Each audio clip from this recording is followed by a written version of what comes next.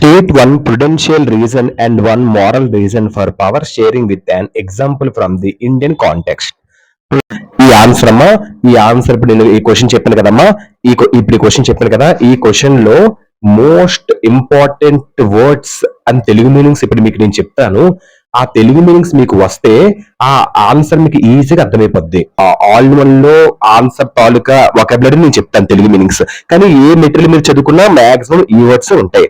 So ఈ words మీకు తెలిస్తే తెలుగు మీనింగ్ ఇంకా ఈజీగా ఆ ఆన్సర్ అర్థమైపోద్దో క్లారిటీ అనేది మీకు వస్తుంది. టీచర్స్ కి అందరికి ఇది బాగా మీకు యూస్ అవుతుంది.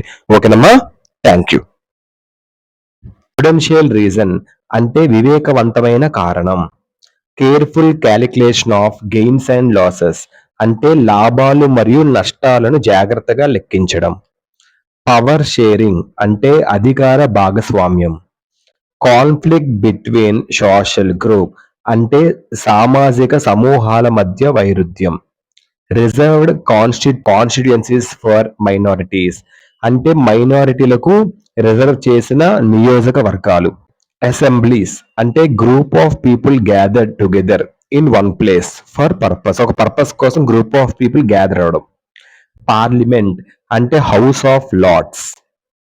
మోరల్ రీజన్ అంటే నైతిక కారణం. Power sharing is the very spirit of democracy. అధికారాన్ని పంచుకోవడం స్వామ్యానికి స్ఫూర్తి.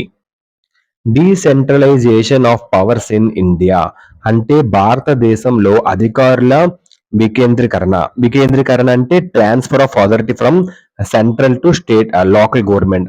అథారిటీ సెంట్రల్ నుంచి లోకల్ గవర్నమెంట్ కి వెళ్ళడం, అదే వికేంద్రీకరణ అంటారు. అది భారతదేశంలో అధికారుల వికేంద్రీకరణ.